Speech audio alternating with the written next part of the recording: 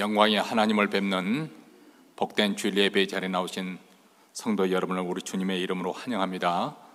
오늘 또 우리 하나님을 만날 것을 갈망하면서 또 기대하면서 우리 하나님 앞에 예배 드리겠습니다. 사도신경으로 우리의 신앙을 고백하심으로 7월 21일 주일 예배 우리 다 함께 드립니다. 전능하사 천지를 만드신 하나님 아버지를 내가 믿사오며 그 아들 우리 주 예수 그리스도를 믿사오니 이는 성령으로 잉태하사 동정녀 마리아에게 나시고 본디오 빌라도에게 고난을 받으사 십자가에 못 박혀 죽으시고 장사한 지 사흘 만에 죽은 자 가운데서 다시 살아나시며 하늘에 오르사 전능하신 하나님 우편에 앉아 계시다가 저리로서 산 자와 죽은 자를 심판하러 오시리라.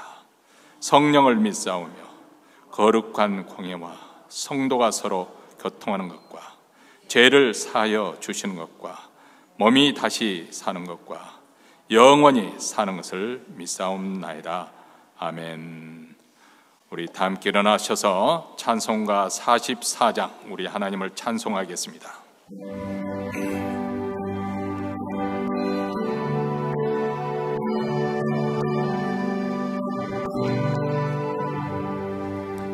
찬송하는 소리 있어 사람 기뻐하도다. 하늘 아버지의 이름 거룩합니다. 천하 사람 찬양하자.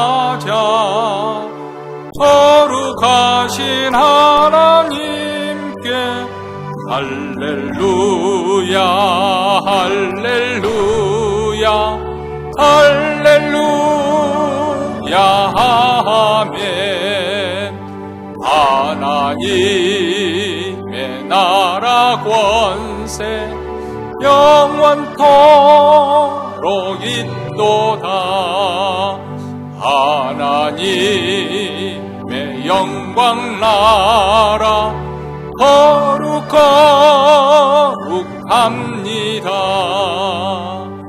하늘 보좌 계신 주님 세상 주관하시도다. 할렐루야 할렐루야 할렐루야 아멘. 하나님의 모든 뜻은 그 뜻대로 되도다. 우리 아버지의 뜻은 거룩합니다. 주여 속히 임하셔서 기쁜 나를 주옵소서. 할렐루야 할렐루야 할렐루야 아멘.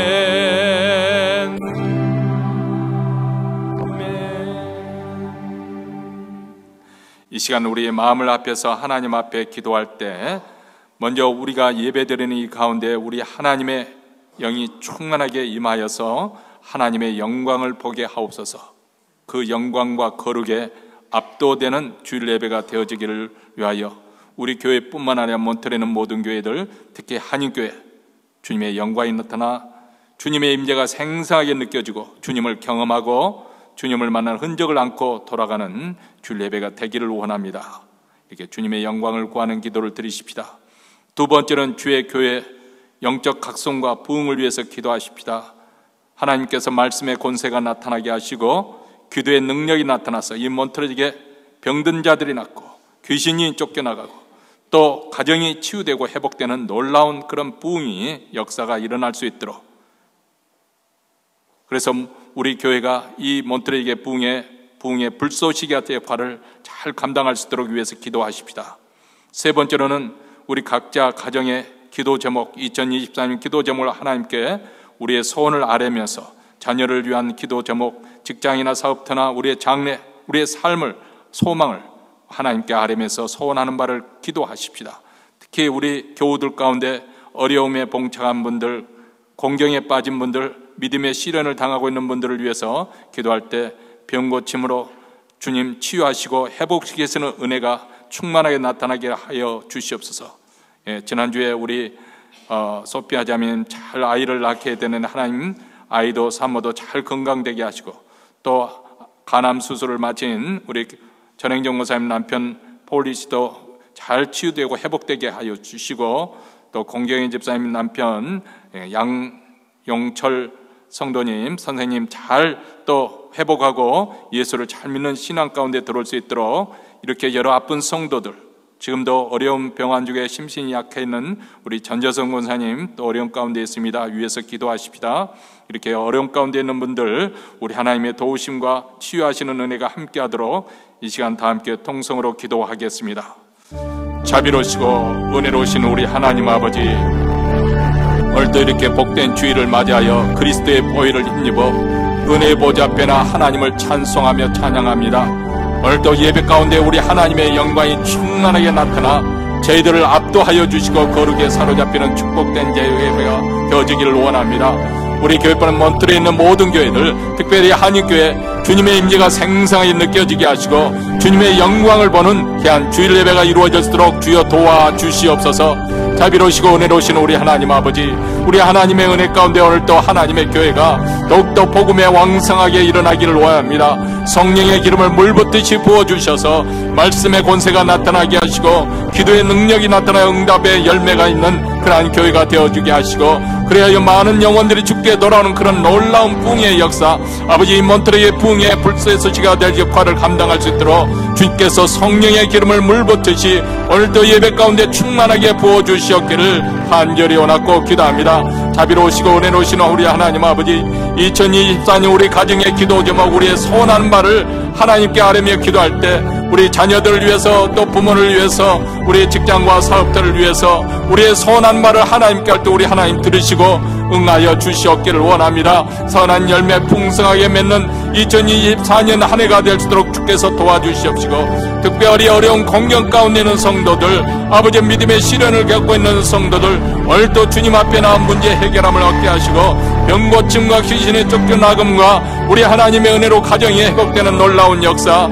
아버지 기쁨과 감사와 아버지 찬양을 돌려드리며 우리 하나님의 치유하심의 놀라운 은혜가 오늘도 임하게 하여 주셔서, 아버지 오늘 비록 이 자리에 나오지 못했지만은 우리 하나님께서 동일한 은혜를 주시옵시고, 아버지 육신의 질병을 고쳐주시옵시고 심상한 심령들을 아버지 회복시켜 주시는 놀라운 은혜가 충만하게 주일 예배가 이루어질 수 있도록 우리 하나님, 우리 기도를 통하여 하나님의 선하심대로 역사하여 주시옵기를 원하오니 오늘도 하나님의 임재가 충만하게 느껴지고 경험하는 그러한 주일 예배가 되게 하여 주시옵기를 간절히 원하고 기도하옵나이다. 하늘에 계신 우리 아버지여, 이름이 거룩히 여김을 받으시오며 나라에 임하옵시며 뜻이 하늘에서 이룬 것 같이 땅에서도 이루어지이다. 오늘날 우리에게 일용할 양식을 주옵시고, 우리가 우리에게 죄인 자를 사하여 준 것 같이 우리 죄를 사하여 주옵시고, 우리를 시험에 들게 하지 마옵시고 다만 악에서 구하옵소서. 대개 나라와 권세의 영광이 아버지께 영원히 있사옵나이다. 아멘. 이제 하나님 말씀 보겠습니다. 하나님 말씀은 요한계시록 9절부터 20절 말씀입니다. 우리 다 같이 한 목소리로 읽도록 하겠습니다. 나 요한은 너희 형제요 예수의 환난과 나라와 참음에 동참하는 자라. 하나님의 말씀과 예수의 증거를 인하여 반모라는 섬에 있었더니 주의 날에 내가 성령에 감동하여 내 뒤에 나온 나팔 같은 소리 같은 큰 음성을 들으니 가로되 너 보는 것을 책에 써서 에베소, 서머나, 버가모, 두아디라, 사데, 빌라델비아, 라오디게아 7교회에 보내라 하시기로, 몸을 돌이켜 나더러 말한 음성을 알아보려고 하여 돌이킬 때 7 금촛대를 보았는데 촛대사의 7 인자 같은 이가 발에 끌리는 옷을 입고 가슴에 금띠를 띠고 그 머리와 털의 희기가 흰 양털 같고 눈 같으며 그의 눈은 불꽃 같고 그의 발은 풀무에 단련한 빛난 주석 같고 그의 음성은 많은 물소리 같으며 그 오른손에 7별이 있고 그 입에서 좌우에 날성검이 나오고 그 얼굴은 해가 힘있게 비치는 것 같더라. 내가 볼 때 그 발 앞에 엎드려져 죽은 자 같이 되매 그가 오른손을 내게 얹고 가라사대 두려워 말라. 나는 처음이요 나중이니 곧 산자라. 내가 전에 죽었었노라. 볼지어다 이제 세세토록 살아있어 사망과 음부의 열쇠를 가졌노니 그러므로 내 본 것과 이제 있는 일과 장차될 일을 기록하라. 내 본 것을 내 오른손에 7별의 비밀과 7 금촛대라. 7별은 7교의 사자요 7 촛대는 7 교회이니라. 아멘. 히랍 철학자 중에 그릭 헬라 그 철학자 중에 플라톤이라는 철학자가 있습니다. 그분이 쓴 공화국이라는 책에 동굴 이야기 그 에피소드가 나옵니다. 한 깊숙한 동굴 속에 손과 발이 몸이 묶여 있는, 그리고 그 묶인 채로 모닥불을 이렇게 비춰주는 그림자만 쳐다보며 사는 일단의 사람들이 있었습니다. 그런데 그 무리 가운데 어떤 한 사람이 그 묶였던 포박을 풀고 동굴 밖으로 나와보니까 아주 찬란한 세상 밖, 태양빛이 비치는 그런 찬란한 세상을 발견했습니다. 그래서 그는 다시 동굴로 들어가서 자기 동료들에게, 야, 너희들은 지금 진짜 이 태양을 보고 사고 있는 것이 아니라 단지 그 그림자만 보고 살고 있어, 이렇게 설득을 하였습니다. 그런데 거기서부터 오랫동안 거기서 살던 그들은 도무지 믿지를 않는 거예요. 오랫동안 동굴 생활에서 익숙하다 보니까 그림자, 자기들이 보고 있는 그림자를 실체인 양 그렇게 간주하면서 살고 있는 것이죠. 이것은 우리에게 뭘 지금 말하고자 하면, 사람이 일단 어떤 고정관념을 갖게 되면 거기에서 좀처럼 벗어나기가 어렵다는 것입니다. 그래서 좋은 것이 와도 그것을 보지를 못하고 또 기대조차 할 수가 없는 것이죠. 어쩌면 우리 신앙생활에도 그런 요소가, 그런 면이 없지 않을까, 그런 생각을 해봅니다. 내 자신이 지금까지 신앙생활했던 경력, 그런 신앙의 체험, 그리고 내가 가지고 있는 성경적인 지식, 그것이 마치 전부이냐, 그것 세계가, 지금 현재 내가 경험하고 있는 이 신앙의 세계가 전부이냐, 혹시라도 그런 자기의 생각을 고집하고 있다면 그것은 대단히 불행한 일이 될 것입니다. 그 고정관념이, 어쩌면 그것이 굉장히 사소한 생각일지언정 그것이 일단 우리 마음속에 한번 그렇게 달라붙으면 점처럼 바뀌어지지 않기 때문에 그렇습니다.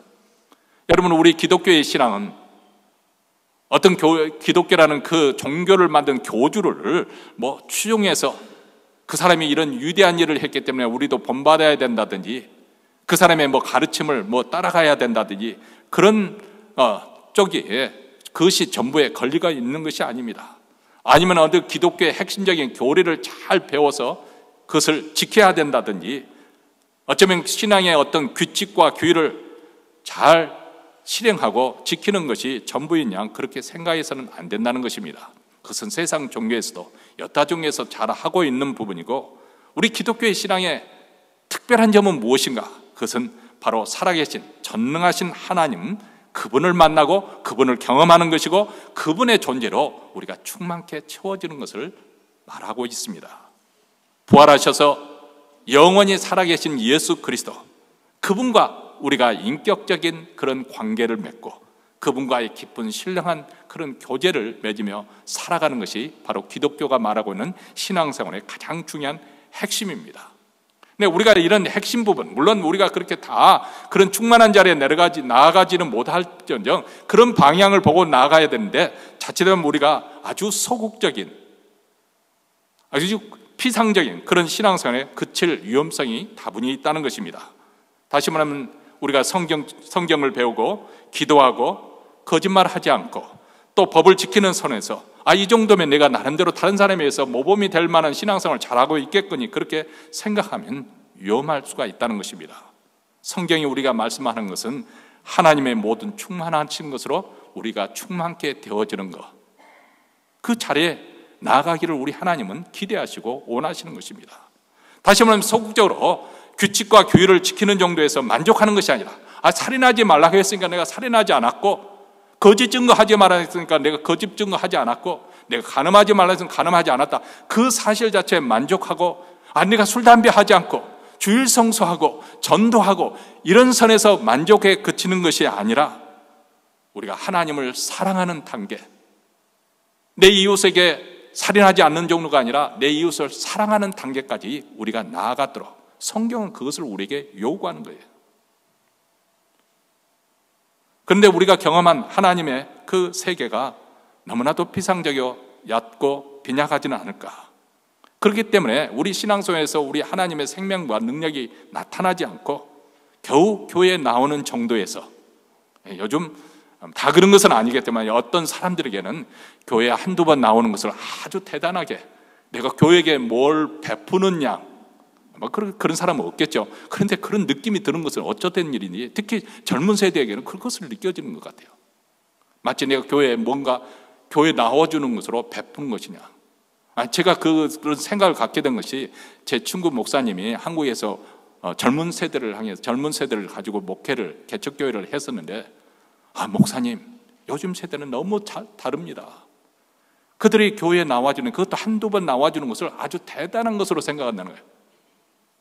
자기가 무슨 교회에 무슨 대단한 공을 세운 것처럼 그런 식으로 신앙생활을 하고 있다는 그런 이야기를, 그러다 보니까 코비드가 터져서 그냥 다 주저앉고 말더라, 그런 이야기를 제가 들은 적이 있거든요. 여러분이 이런 정도의 아주 소극적이고, 그래서 심지어는 아주 태행적인 모습으로 신앙생활하는 것은 우리가 참으로 기독교에서 말하고 있는 그런 신앙의 단계를 부정하는 결과를 가져오게 될 것입니다. 그 정도의 소극적인 신앙, 소극적인 경건 운동은 복음서에 잘한 사람들이 있었습니다. 누구일까요? 바리새인들이 그 일은 잘했거든요. 그들은 교회에서 소위 말하자면 요즘으로 하면 교회에서 말하고 지키라고 하는 것들을 잘 지키고 종교생활을 아주 잘했습니다. 그런데 그들이 놓친 것은 무엇입니까? 하나님을 사랑하고 내 이웃을 내 몸과 같이 사랑하는, 하나님의 은혜에 충만한 단계에 들어가는 그런 세계에 그들은 들어가지 못했던 것이죠. 오늘날 교회는 안팎으로 크게 도전을 받고 있습니다. 전쟁과 테러, 핍박과 압제, 물론 미국에 사는 우리는 자유롭게 신앙생활하는 우리에게는 그것이 별로 피부로 느껴지지 않을 수도 있겠습니다만, 지금 현존하고 있는 세상에 보면 여전히 이런 예부로의 공격, 그것이 교회를 위협하고 있는 것은 사실입니다. 그런데 현재 교회를 더 위협하고 있는 것은 어떤 면에서는 세속주의, 물질주의, 쾌락주의, 향락주의, 이것이 물밀듯이 교회 안에 들어오고 있습니다. 교회는 점점 무력해지고, 예전에는 소수의 그리스도인들이 세상을 변화시키는 그런 역할을 했습니다. 한국도 예전에 초기 기독교에 보면 평양에 있는 사람들, 주일이 되면 완전히 청년들 문을 닫게 되고, 그리고 예수를 믿지 않으면, 그 당시에 소위 그랬습니다. 예수 믿는 것이 양반이었어요. 예수를 믿지 않으면 사람을 신용 크레딧을 주지 않았습니다. 그런 사이였어요. 예수 믿는다고 하면 믿어줬습니다. 근데 요즘에는 예수 믿는다고 하면 우선 경계를 합니다. 저 사람 뭐 사기치려고 그런 거 아니야? 이렇게 경계를 오히려 하는 그런 시대가 되고 말았습니다. 이런 영적인 후퇴, 점점 교회마저도 자신감을 상실해버리고 교회 안에서만, 그래서 마치 달팽이처럼 그 굴 속에만 틀어박히는 그런 태행적인 모습을 보이고 있고, 우리 신앙생활은 어느덧 형식적이고 기계적이 되어서 마치 생기가 없는 화석화 되어가고 있는 것이 아닌가, 그런 생각을 해봅니다. 자, 이렇게 영적으로 침체의 늪에 빠져 있는 교회, 또 병든 교회, 어떻게 하면 다시 소생함을 얻고 다시 부흥을 경험하게 될 것인가? 그 출발점이 어디서부터 잘못되었고 어디서부터 우리가 시작해야 될 것인가? 저는 오늘 말씀을 드리면서 우리의 신앙이 되신, 대상이 되시는, 우리의 믿음의 대상이 되시는 예수 그리스도에 대한 인식이 어떠한지 여기서부터 검토가 이루어져야 할 것이 아닌가 생각해 봅니다. 한번 잘 생각해 보십시오.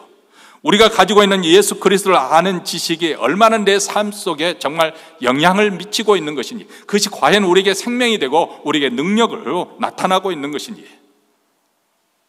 비록 내가 삶에 좀 척박한 그 환경 속에서 어렵고 힘들지만은 예수 그리스도를 생각하면 내 마음에 감격이 되고 기쁨이 있고 그리고 평강이 충혈해서 살맛이 나는 것인지, 예수 그리스도를 아는 지식이 바로 내가 현재 당하고 있는 그 고난, 현재 봉착하고 있는 그런 어려움을 내가 잘 극복해 가도록 원동력이 되어주고 있는 것인지, 그분의 영광을 우리가 생각하고 묵상하면 내게 정말 감격이 되고 감사가 나오고 있는지.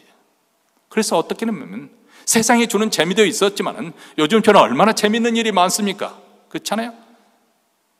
그렇지만 그런 세상이 주는 재미보다도 예수님과 친밀한 교제 속에서 얻어지는 그 재미, 그 충만한 주님의 주시는 생명과 그 복이 더 즐겁고 감사가 넘치고 있는지. 자, 그렇다면 우리 예배도 달라져야 되겠죠.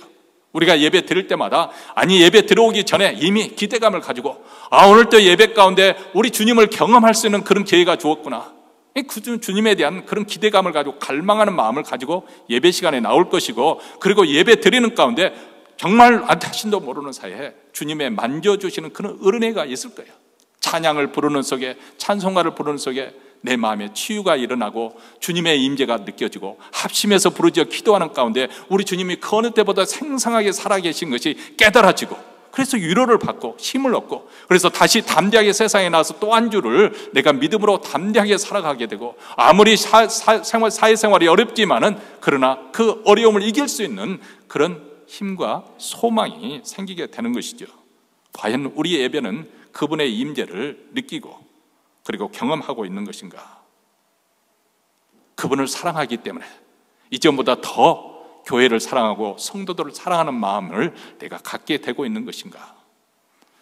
여러분, 성경은 예수님을 하나님의 영광의 본체시여 그 본체의 형상이라고 소개를 합니다.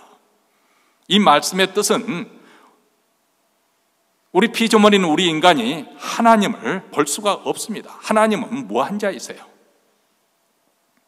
하나님은 우리의 이성과 우리 지각을 뛰어넘습니다.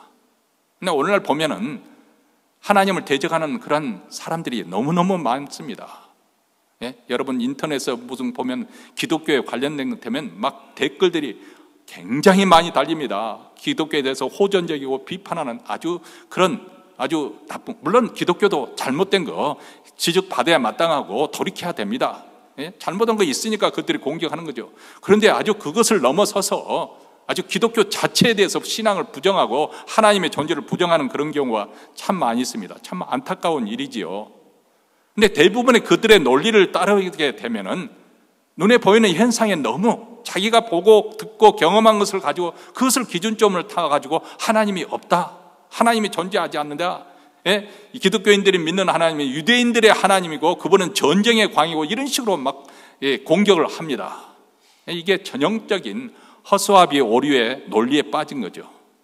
성경에서 말씀하고 있는 하나님, 그 하나님은 전혀 그분들에게 생각하는 그런 하나님이 아닌데, 자기들이 하나님은 기독교가 신앙하는 하나님은 이런 하나님일 거라 딱 설정을 해놓고 거기다 대놓고 잘못됐다, 그런 하나님은 없다, 그런 하나님은 전쟁의 광이다, 이런 식으로 하는 것은 전혀 논리에 맞지 않는 것이죠. 성경은 그런 하나님을 우리에게 믿으라고 그렇게 말씀하고 있는 것도 아닙니다.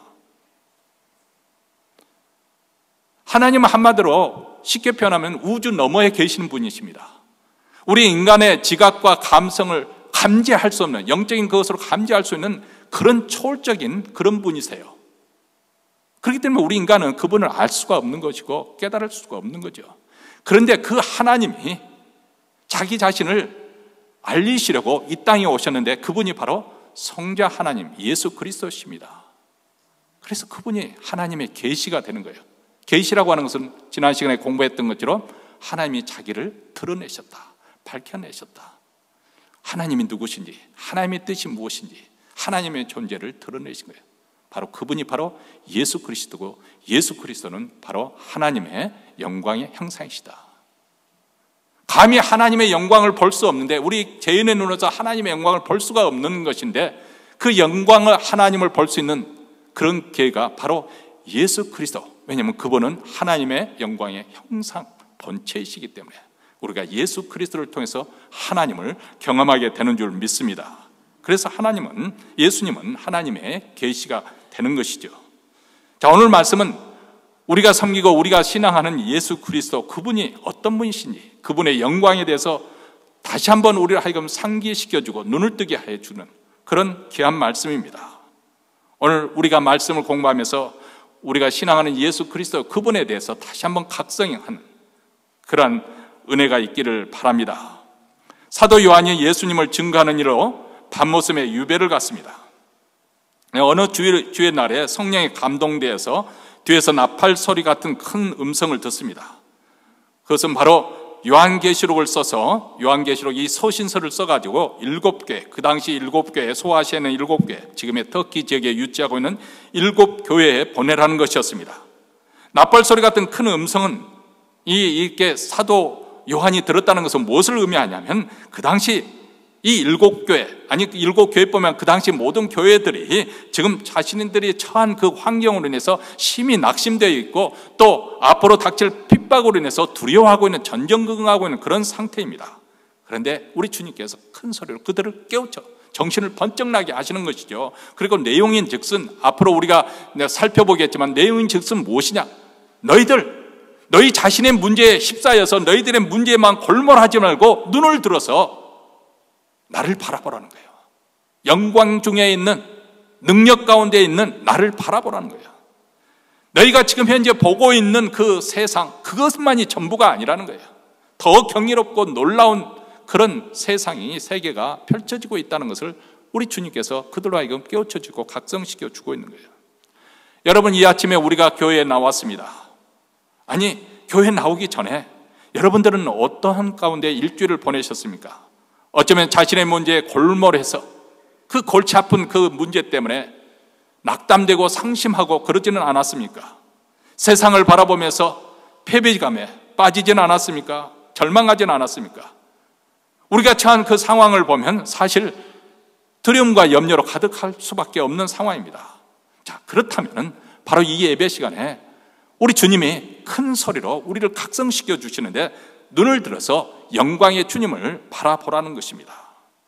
사도 바울도 그 음성을 듣고 몸을 돌이켜 보았을 때 놀랍게도 그 영광 가운데 계시는 주님을 만나게 됩니다.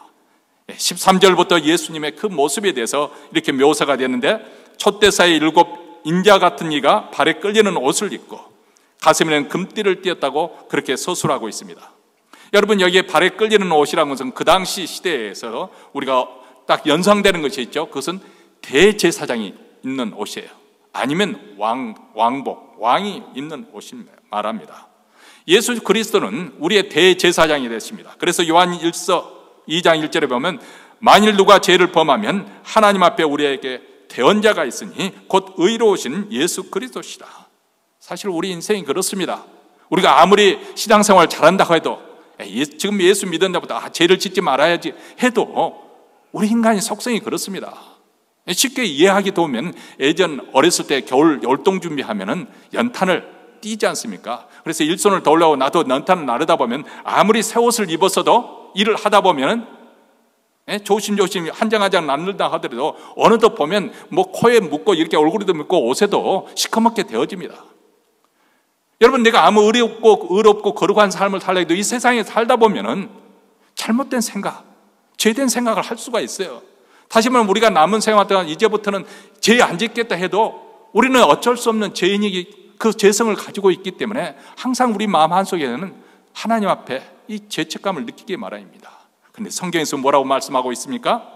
우리 앞에, 하나님 앞에 대제사장이신 대언자 예수 그리스도가 우리를 위해서 대신 간구해 주신다. 우리를 위해서 중보해 주신다. 얼마나 위로와 격려가 되는 말씀입니까?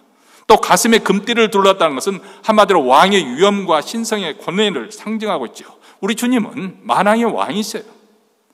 왕 중의 왕이십니다. 그분이 왕이 되시기 때문에 모든 인생 역사를 주관하십니다. 그분은 우리의 생각과 삶, 그 모든 것을 주관하시고 통치하십니다. 그리고 14절에 보면 머리와 털의 희기가 흰 양털 같고 눈 같다고 그렇게 표현하고 있습니다. 한마디로 성자 하나님 되시는 예수님의 순결함과 성결함과 그리고 신성을 보여주고 있는 것이죠. 그분은 죄가 없으신 분이십니다. 그럼에도 불구하고 우리 죄를 대신 담당하기 위해서 하나님의 어린 양이 되어서 죽임을 당하셨습니다. 그런데 지금 요한이 보는 그 환상 속에는 우리가 애처롭게 여기는 하나님의 어린 양에서 죽음을 일찍 당하시는 그런 애처로운 모습으로 서 있는 것이 아니고, 예수 그리스도, 그분은 지금 현재 아주 영광스러운 모습으로, 아주 존귀한 모습으로 사도 요한 앞에 등장하고 있는 것입니다. 그리고 그분의 눈은 불꽃 같다고 했습니다. 자, 불꽃 같은 눈이라는 것은 한마디로 우리 주님의 통찰력과 예절을 가리킵니다. 한마디로 모든 무사람의 마음을 감찰하시고 통찰하시는 분이시다. 아무리 은밀한 죄라 할지라도 그까지 다 들여다보신다. 사람은 대개 드러나는 일, 보여지는 것만 가지고 판단을 하기 쉽습니다만은 우리 주님은 불꽃 같은 눈을 가지고 계시기 때문에 어떤 행위의 그 동기까지 다 살피시는 분이세요. 그렇기 때문에 그분에게는 아무리 가정하고 포장한다 해도 감출 수가 없는 거예요. 다 드러나게 돼요. 이 히브리서에 보면 만물이 다 벌거벗은 듯이 다 드러나게 된다는 거예요. 여러분, 우리가 하나님 앞에 하나님이 무엇을 가지고 심판하실까? 염려할 것 없어요. 제가 이건 제 인간의 상식으로 오는데, 우리 뇌 속에는 나는 다 잊었다고 생각하려는지 모르지만 우리가 경험했던 것, 우리가 했던 것은 우리 뇌 속에 다 저장되어 있습니다. 그래서 그 플롭디스를 딱 컴퓨터에 넣으면 다 무슨 내용이 있는지 다 드러나게 되어 있어요. 제 친구 정태도라는 분이 이제 8년 투병 생활을 하다가 박사학위까지 다 마치고 난 다음에 세상을 떠났습니다. 근데 그분이 병환 중에 있을 때 제가 문병을 갔어요. 그 친구가 굉장히 성실한 사람이에요. 성실한 사람들, 특별히 오늘 여기 가운데 성실한 사람들 있잖아요. 별로 그 인생에 못나지 않게 착실하게 어렸을 때부터 신앙생활 잘하고 그런 사람들에게 한번 제 친구 이야기를 좀 들려드리고 싶습니다. 오히려 위험할 수 있다는 것 제가 말씀을 드리고 싶은 거예요. 제 친구가 아주 성실한 사람이에요. 뭐 아침 일찍 일어나서 신문 돌리고, 그 당시에 가난한 유학생들 다 그렇지 않습니까? 그리고 한밤중에 또 가서 또 그 건물 하나마다 또 청소 일도 하고 그렇게 하면서 유학생활을 하고 있었는데, 뭐 일찍 결혼했었는데 그 부인이 저한테 말하더라고요. 남편에 대해서 뭐라고 말할 것, 신앙에 대해서는 적어도 한 말이 없다는 거예요. 남편이 다 알아서 11조도 먼저 딱 떼어놓고 그렇게 신앙생활을 교회 중심으로 잘 섬기고 있기 때문에. 그런데 그 친구가 그 류게릭병, 이렇게 몸을 못 쓰는 그 병에 누워서 본격적으로 투병 생활을 하는데 몇 번 죽을 고비를 들락날락하면서 응급실에 실려가고 들락날락하면서, 그러면서 하나님께서 분명히 살려주실 것 같은데, 하나님은 살아계시는 내 기도를 응답하시고 또 주위에 있는 성도들이 많이 기도하니까 분명히 살려주실 것 같고, 또 주위 사람들도 하나님께서 그런 음성을 들려주셨다고 하시고 그래서 살 것 같은데 병이 낫질 않는 거예요. 그래서 혹시라도 내가 하나님 앞에 고백하지 않은 죄가 아직도 여전히 있어서 그런가 해서 생각하고 다 짜내가지고 하나님 앞에 죄를 회개하고 고백하고 그렇게 했다는 것이죠. 그러면서 제 친구가 그렇게 하는 가운데 어느 날 정말 하나님께서 그에게 진짜 회개할 수 있는 그런 놀라운 기회를 주신 거예요. 뭐 여러분, 여기는 뭐 성경에 나오는 것이 아니고 다 누구에나 그런 경험이 있는 것이 아니기 때문에 그냥 그렇다 하는 정도로만 들으시면 됩니다. 근데 제 친구가 어느 날 하나님께서 이제 굉장히 그날 또 생명이 거의 죽을 그 유죄까지 가가지고 가까스로 살아나와서 돌아오는 그런 상황이 약했는 가운데 하나님께서 그 앞에 영화관 그 큰 스크린처럼 딱 펼쳐지면서 거기에 자기가 일생 동안 지금까지 살아왔던 것이 펼쳐지기 시작하는 거예요. 지나가는 거예요. 그것이 보여지는 거예요. 그러면서 아주 어렸을 때 자기가 잊어버렸던 그것까지 그걸 보면서 아주 눈물로 통곡하면서 회개를 하게 그렇게 하시더라는 거죠. 근데 제가 흥미롭게 들었던 것 중에 하나가 뭐냐면, 그 중에 회개시키는 것 중에 하나가 뭐였냐면, 그 친구가 유일하게 가지고 있는 취미 하나가 있었어요. 가난한 유학생활이니까 돈을 쓸 수가 화려하게 사치하게 살 수는 없는 거 아니겠어요? 근데 유일하게 사치하고 있는 것이 하나가 뭐냐면 CD를 수집하는 것이었어요. 그 클래식 뮤직을 너무 좋아해가지고, 그래서 CD, 이런 좋은 CD를 해서 그 수집한 그것을 자기 재산 일로로 여길 정도로 아주 즐기면서 그 클래식 음악을 주면서 했는데, 그것을 보이면서 회개케 하시더라는 거예요. 그래서 깨어나고 난 다음에 다 없애버렸다고 그렇게 말을, 버려버렸다고 그렇게 말을 하더라고요. 저도 그 말 듣고 뜨끔하더라고요. 아, 거기까지 해결시키는구나. 물론 CD, 그 클래식 음악 듣는 것 자체가 잘못됐다는 거 아니에요. 바로 그 당시 상황 속에 아주 영적으로 그냥 깨어있는 그런 민감한 속에서 하나님께서는 더 거룩을 원하시는, 그 거룩의 핵심은 뭐냐?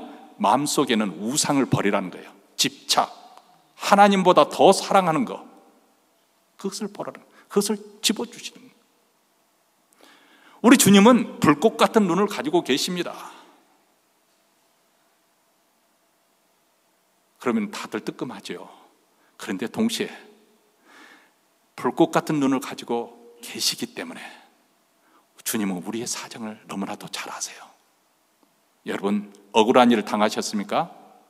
조금 더 억울할 필요 없어요. 우리 주님은 다 보고 계십니다.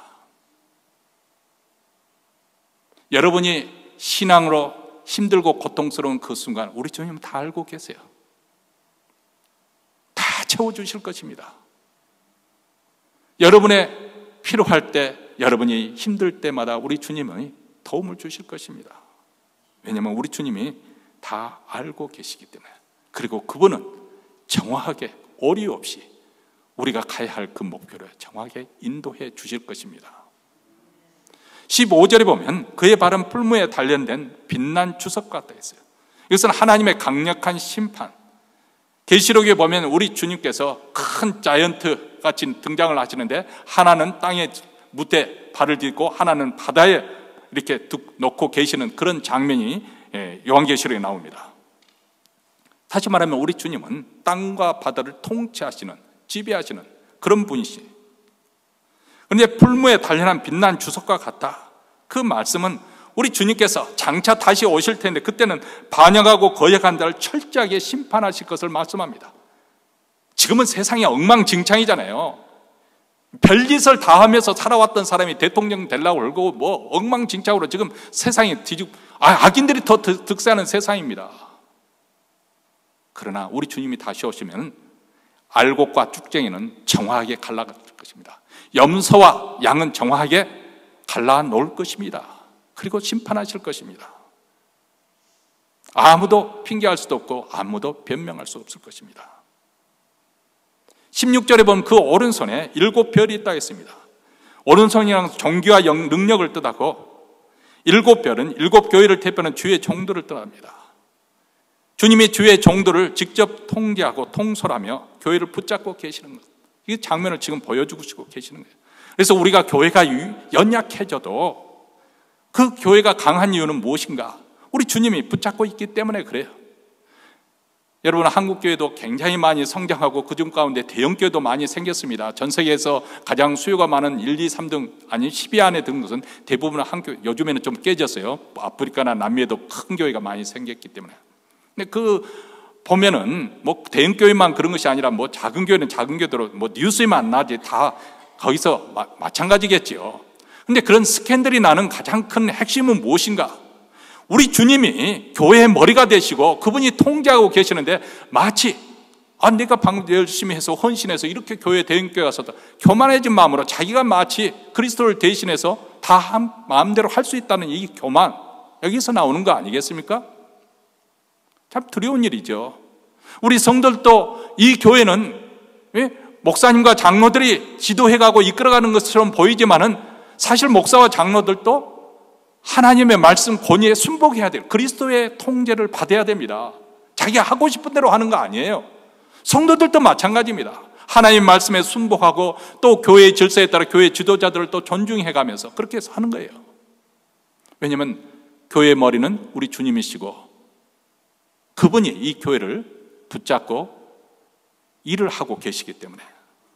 그리고 그 입에서 다호의 날성검이 나왔다 했습니다. 이건 로마군이 그 당시에 사용했던 작고 고든 금, 한 길이가 60cm 되는 그런 단검인데 칼날이 양날에 있습니다. 그래서 내려치고 올려치고 찌르고 이렇게 할 수 있는 그런 아주 날카로운 검입니다. 이 검을 가지고 로마가 그 지중해 중심으로 해서 세계를 정복을 했습니다. 그리고 사도 바울은 바로 그 검을 연상하면서 하나님 말씀에 비유를 했지요. 히브리서 4장 12절에 하나님의 말씀은 살았고 운동력이 있어 좌우에 날선 어떤 것보다 예리하여 혼과 영과 및 관절과 골수를 찔러 쪼개기까지 하며. 하나님의 말씀은 예리합니다. 그리고 그 말씀은 능력이 나타납니다. 빛이 있으라 하실 때 빛이 있었다는 이 하나님 말씀의 그 권세와 능력이 여전히 오늘날도 하나님 말씀을 듣는 가운데 우리 심령 속에 놀라운 변화가 일어납니다. 사실 이 세상의 가장 기적이라고 한다면 하나님을 알지 못했고 하나님을 무시하고 살았던, 하나님을 대적했던 우리가 변화돼서 이렇게 꼬박꼬박 주일을 나와서 하나님을 예배하고 있는 것. 여러분, 말씀의 유력이 이렇게 놀랍습니다. 이 말씀으로 세상을 창조하신 그 주님의 말씀, 그 주님의 입술에서 나오는 것이죠. 그리고 마지막으로 얼굴은 해가 힘있게 비추는 것 같다. 우리 주님의 탁월하심과 그분의 영광을 상징하고 있고, 예수님의 얼굴빛이 하나님의 영광의 빛이, 강유로운 빛이 얼마나 강렬하든지 태양빛이 빛을 잊을 정도로. 여러분, 사도 바울이 다메섹으로 가다가 회심하는 사건이 기록되어 있지 않습니까? 정오. 여러분, 사막교회 정오의 햇빛은 얼마나 강렬하겠습니까? 그렇잖아요? 눈이 상할 정도로 그렇게 강렬한 상황인데 또 다른 빛, 그 빛이 비췄다 했어요.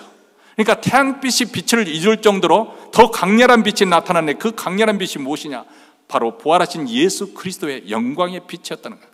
사도 바울이 그 자리에 쓰러지고, 그리고 눈을 뜨지 못하고, 그래서 더듬더듬해서 다메섹 성으로 들어가지 않습니까? 계시록 22장 5절에 보면 다시 밤이 없겠고 등불과 햇빛이 쓸데없으니 이는 주 하나님이 저에게 빛 주심이라. 더 이상 이 전기불이 필요 없고 대낮에 태양빛이 필요 없는 하나님의 영광, 그리고 예수 그리스도의 영광으로부터 나오는 빛으로 충만하기 때문에 더 이상 이런 세상 빛이 필요 없다는 것입니다. 사도 요한도 17절에 보면 보면은 그런 영광에 너무나도 압도된 나머지 그 발 앞에 엎드려 죽은 자 같이 되었다. 마치 나무 토막처럼 썩은 동아줄처럼 쓰러지고 말았습니다.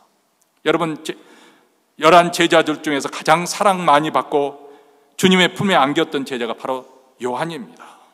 그는 3년 동안 예수님을 쫓아다니며 두 눈으로 예수님을 봤고 두 귀로 예수님의 말씀을 들었고 두 손으로 만져보았던 사람입니다. 그런데 지금 만나고 있는 주님은 예전에 그가 알고 있는 그 주님이 아니었습니다. 그는 주님을 만나자마자 그 주님의 영광의 빛에 엎드려져 죽은 자 같이 되었다. 마치 새끼줄이 흘러내리듯이 온몸에 힘이 빠지고 그 자리로 쓰러진 것이죠. 여러분, 오늘날 얼마나 많은 사람들이 어설프게 신앙생활을 하고 있는지 모릅니다. 그 이유는 무엇일까? 왜 그렇게 기독교 신앙생활을 하는데 시시하게 보잘것없을 정도로 그런 상황에서 머물러 있을까? 그 이유는 우리가 섬기고 있는 예수 그리스도 그분이 얼마나 존귀한 분인지, 얼마나 영광스러운 분인지 그것에 대한 인식이 부족하기 때문이 아닐까. 그래서 아무리 이렇게 대해도 그분이 괜찮을 걸로 우리는 생각하고, 그래서 예배에 대한 어떤 기대감도 없고 그냥 몸으로 진정성이 없는 그런 형식적인 예배를 드리기가 쉽습니다. 그리고 우리가 이해관계에 달리는 그런 문제를 할 때는 우리 주님의 뜻과는 아무 상관없이 자기가 원하는 대로 자기가 선택하고 자기가 결정해버립니다. 초대교회 성도들은 그렇지 않았습니다. 심지어는 죽음의 그 위협 앞에서도 자신의 전부를 걸었습니다. 심지어는 목숨까지 걸었습니다. 그럴 만한 가치가 있을까요? 성경은 그렇다고 말씀하고 있습니다. 그분은 우리의 삶 전부를 투자하여도 조금 더 아깝지 않을 만큼 영광스럽고 부유하고 충만하신 분이시다. 그것을 말씀하고 있는 것입니다. 오늘 말씀에 보면 7교회를 향해서 7사자를 대표하는 7교회를 대표하는 7 그 사자들에게 우리 주님이 말씀하십니다. 하신 말씀이 17절부터 나와 있습니다. 그것은 우선 1차적으로 사도 요한에게 하신 말씀입니다.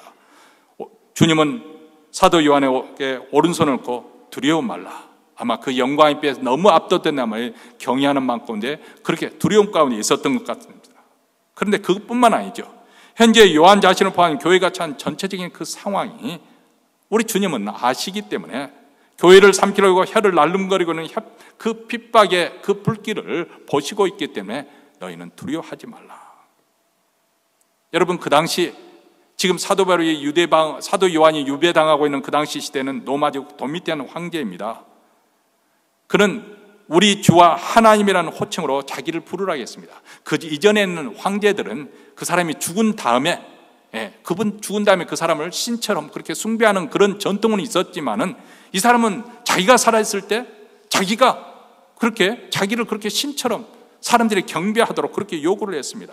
그러나 우리 그리스도인들은 예수 그리스도를 주라고 고백할지언정 세상 황제가 아무리 위대한 사람이라 할지라도 그분을 주라고, 왜냐하면 주라는 그 말씀에는 예수님의 신성이 담겨지는 그런 용어이기 때문에 그렇게 부를 수가 없었던 것이죠.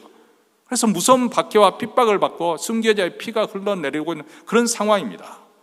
이런 상황일 때 우리 주님이 주신 말씀, 두려워 말라, 이렇게 말씀하시고 있는 것이죠. 물론 교회에 핍박이 있고 환난이 있습니다. 투옥이 있고 그리고 고난이 있습니다. 그런데 너희들에게 정말 두려워할 대상이 있다는 거예요. 너희들은 그런 세상 권세자들이나 세상에 대해서 두려움을 갖지 말고 정말 두려워할 분이 있는데 그분은 바로 하나님, 그분이시라는 거예요. 그래서 요한계시록 2장 10절에도 보면 내가 죽도록 충성하라, 그리하면 내가 생명의 면류관을 내게 주리라. 생명을 바쳐서 충성해야 될, 정말 여러분 우리가 두려워하는 마음으로 섬겨야 될 부분이 계시다는 거예요. 그래서 우리 주님께서는 단순히 두려워하지 말라 그렇게 말씀만 하는 것이 아니라 그 근거를 대면서 말씀을 해주고 계시죠. 우선 첫째로는 17절에서 남 처음이요 나중이다 그렇게 말합니다. 한마디로 예수님은 전능하신 하나님으로 영원하시다는 거예요. 이미 8절에서 나는 알파요 오메가라고 그렇게 하시는 하나님을 그렇게 표현한 것과 똑같습니다. 알파는 헬라어의 알파벳에서 첫 번째 나오는 단어이고, 그리고 오메가라는 것은 제일 끝에 나오는 마지막 글자이죠. 알파벳에서 알파 이전은 없습니다. 오메가 이후는 없습니다. 하나님의 존재도 마찬가지입니다. 하나님의 이전도 하나님의 이후는 아무도 없습니다. 아무리 거슬러 올라가도 또 아무리 미래를 달려봐도 항상 하나님은 절대적으로 존재하시는 분이십니다. 언제나 처음부터 그분은 존재하시는 무한자, 영광스러운 분이십니다. 예수 그리스도가 처음이요 나중이라는 이 말은 바로 우리 하나님으로서 가지신 그 절대적인 주권을 말씀해 주고 있습니다. 이것은 지금 현재 우리에게 무엇을 말씀해 주고 있냐면, 로마 황제가 이 그리스도인들의 생명을 쥐락펴락 지금 하고 있고, 아니 그 손에 의해서 말 그대로 그가 가리키면 정말 죽임을 당할 수밖에 없는 그런 현실이고, 실질적으로 순교자의 피를 흘리고 있지만은, 그러나 이 역사, 이 세상을 지배하고 통치하시는 분은 바로 우리 주님이시다는 거예요. 세상 지도자 손에 의해서 세상이 좌지우지 되는 것처럼 보이지만 그것이 전부가 아니라는 거예요. 우리 주님이 역사의 주관자가 되신다. 우리도 마찬가지입니다. 우리가 설령 핍박을 받는 그런 상황이 놓였다 하더라도, 경제적으로 어려운 타격을 받는다 하더라도, 아니 남편이 병들 수도 있는 것이고, 아내가 정말 어려움을 겪을 수도 있는 것이고, 자식들에게 어려운 문제가 또 발생할 수도 있습니다. 사고를 만날 수도 있는 것이고요. 우리 그리스도인에서 거기서 고난에서 면제되는 것은 아니니까요. 그렇지만은 우리 주님께서 나는 처음이요 나중이니, 처음과 끝, 전능자 하나님이지, 너희는 두려워하지 말라고 말씀하고 있는 것입니다. 두 번째로 그리스도를, 자기 자신을 산자라고 부르십니다.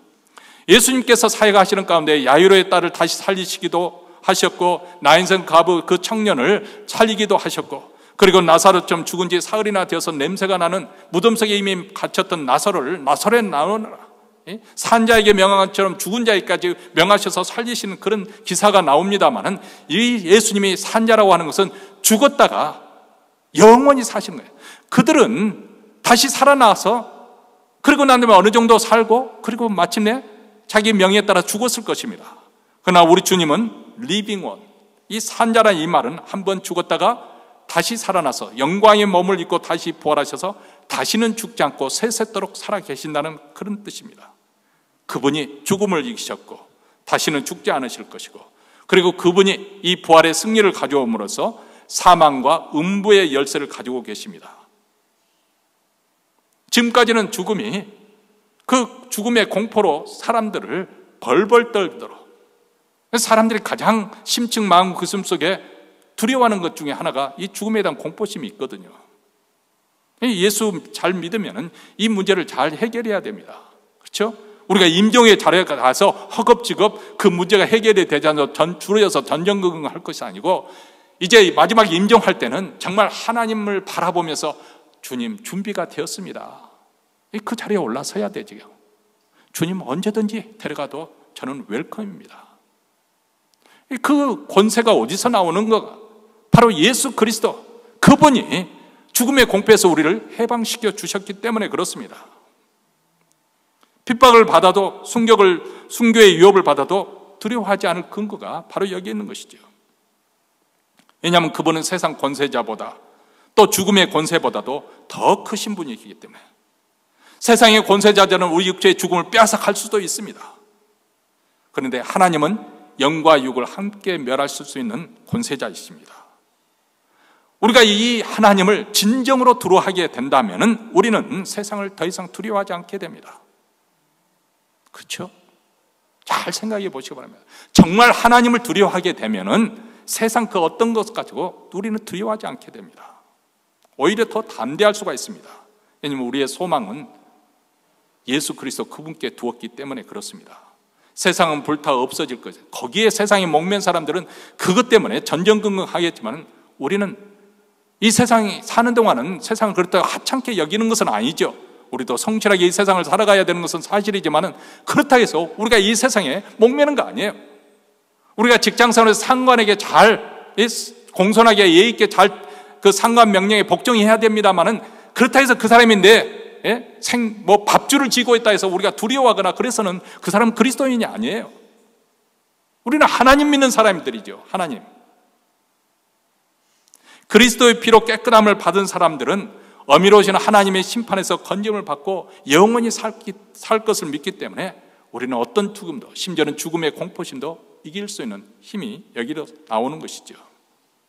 사실 우리 인생 살다 보면 아침부터 저녁까지, 아침에 눈을 뜨고 일어나서 저녁에 잠들 때까지 염려와 근심과 그리고 걱정으로 완전히 자유로울 인생이 어디 있겠습니까? 그것을 무시하거나 잊어버리거나 신앙으로 극복하거나 다 그렇게 하면서 헤쳐가면서 살고 있는 것이죠. 아니, 때로는 우리가 그렇게 원망할 수도 있습니다. 나는 왜 이렇게 되는 것이 없는가? 다른 사람 문제도 잘 풀어가면서 문제도 없는 것 같고 나는 왜 이렇게 인생이 꼬일까? 그런 생각도 할 수도 있어요. 여러분, 우리가 그 사람이 그렇게 보인다 해서 정말 행복하냐? 물론 행복한 사람도 있겠지만 사실 인생 자체가 하나님 없이 사는 인생은 다 허망하고 허무한 거예요. 그것을 우리가 보고 있잖아요, 주위에서. 그렇죠? 병들어서 누워있는 그 사람 인생을 보면 인생이란 게 정말 허망한 거구나. 우리 사람이라는 것이 항상 그래서 근심, 걱정이 쌓였는데 어떤 사람이 그날은 걱정과 근심할 것이 없어요. 그러니까 왜 걱정과 근심이 없지? 그것으로 해서 염려가 되더라는 거예요. 그래서 우리 인생이에요. 그런데 그런 인생을 향해서 우리 주님께서 우리의 어깨에 손을 얹으시면서 두려워하지 말라 이렇게 말씀하시는 거예요. 나는 처음이요 마지막이니 곧 살아있는 자라. 내가 전에 죽었으나라. 볼지어다 이제 세세토록 살아있어 사망과 음부의 열쇠를 가졌노라. 우리 주님이 생사하복 그것을 주관하고 계십니다. 이 주님을 붙들고 있으면 반드시 승리하게 될 것이고 하늘의 신령한 복을 받아 누리게 될 것입니다. 이 땅에서도 그런 충만한 은혜로 살 뿐만 아니라 영광스러운 하나님 나라에 들어가게 될 것입니다. 여러분이 예수님의 많은 비유 가운데 예수님께서 여러 가지 천국을 비유로 해주셨는데 그 중에 한 가지가 밭에 감춘 보화. 여러분 기억나시죠? 어느 농부가 농사를 짓다가 밭을 이렇게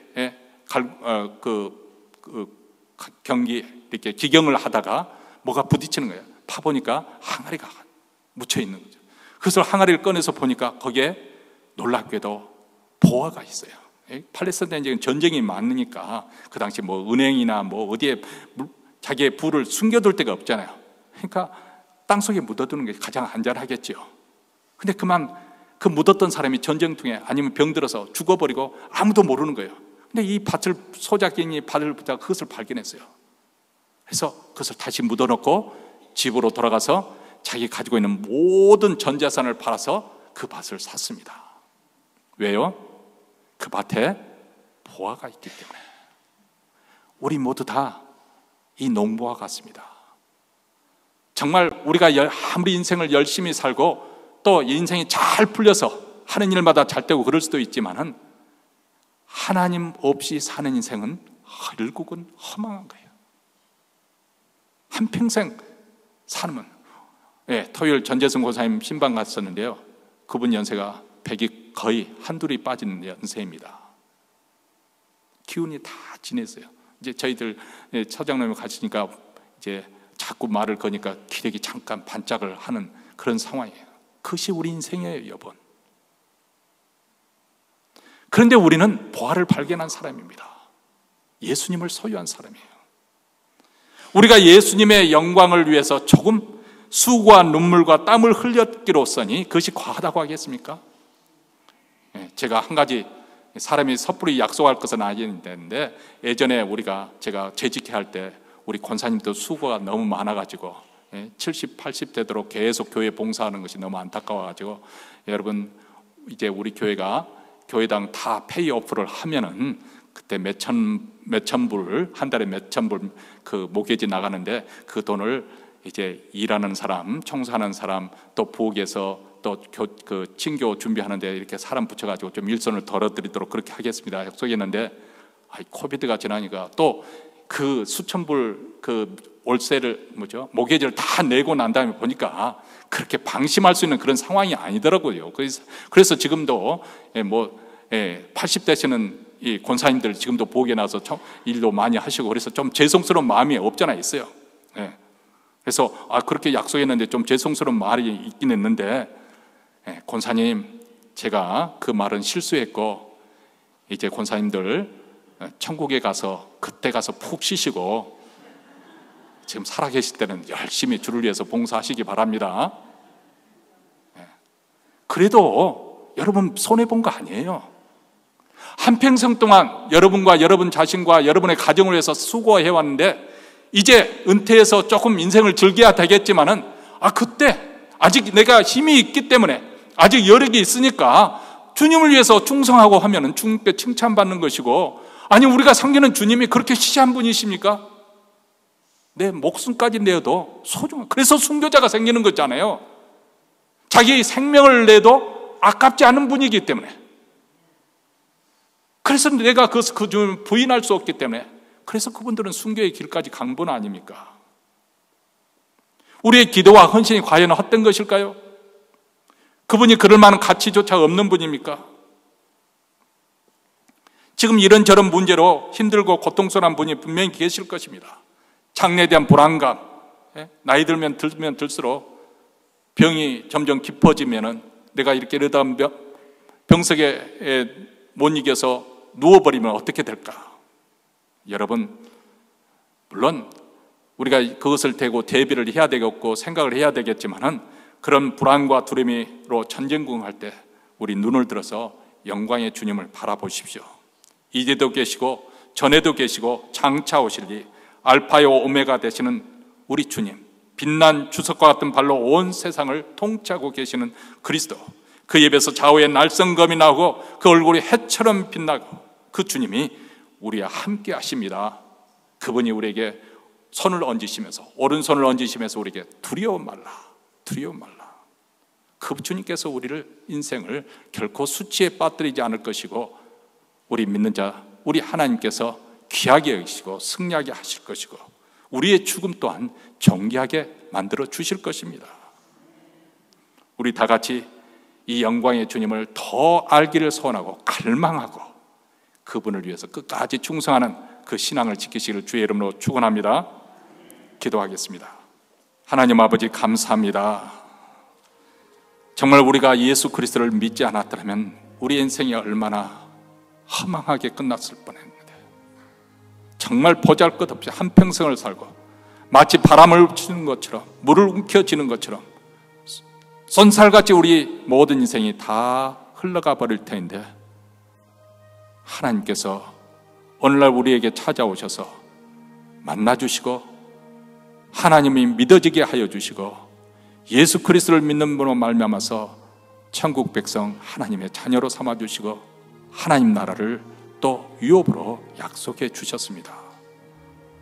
하나님, 이런 놀라운 축복 우리가 신앙하는 우리 주님이 얼마나 영광스러운 분이신지, 얼마나 넉넉하고 부유하고 충만한 분이신지, 그런데도 우리가 시시하게 살아야 되겠습니까? 우리가 세상 일로 전전긍긍하며 살아서야 되겠습니까?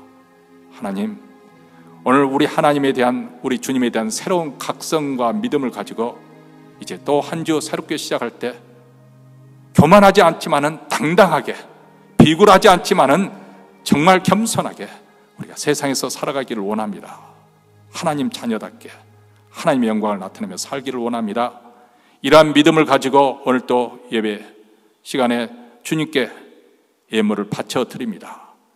우리는 돈과 물질의 노예가 아니라 하나님이 우리를 죄 가운데 해방시키신 자유인이고 그리스도의 종입니다. 이런 넉넉한 마음으로 바치는 예물을 받아주시고 이를 통해서 우리 주 예수 그리스도의 그 나라, 그 왕국이 땅끝까지 전파되고 또 주의 계획과 크게 흥하는 데 사용하여 주시옵소서. 우리 주 예수 그리스도의 이름으로 기도합나이다. 아멘. 우리 다 함께 일어나셔서 찬송가 93장 결단한 마음으로 부르시겠습니다.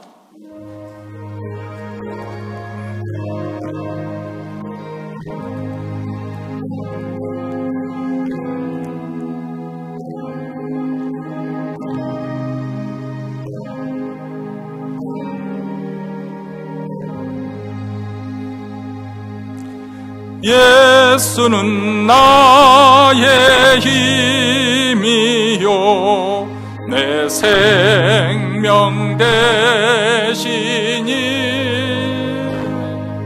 구주 예수 떠나가면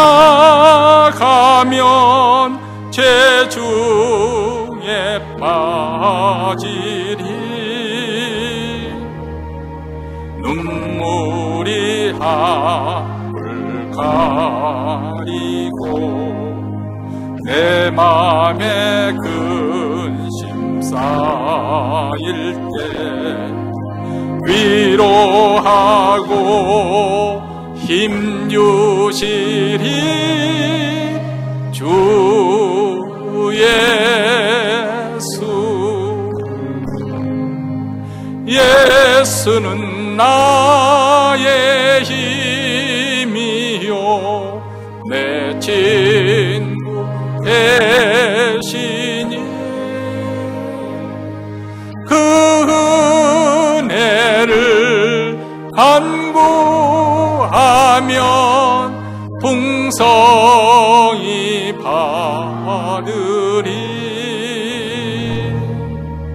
햇빛과 비를 주시니 주수할 곡식만 또다 귀한 열매 주시는 이 주 예수.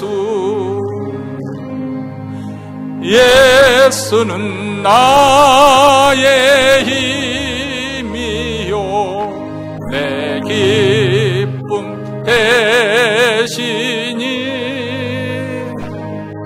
그 명령을 준행하여 늘 충성하겠네.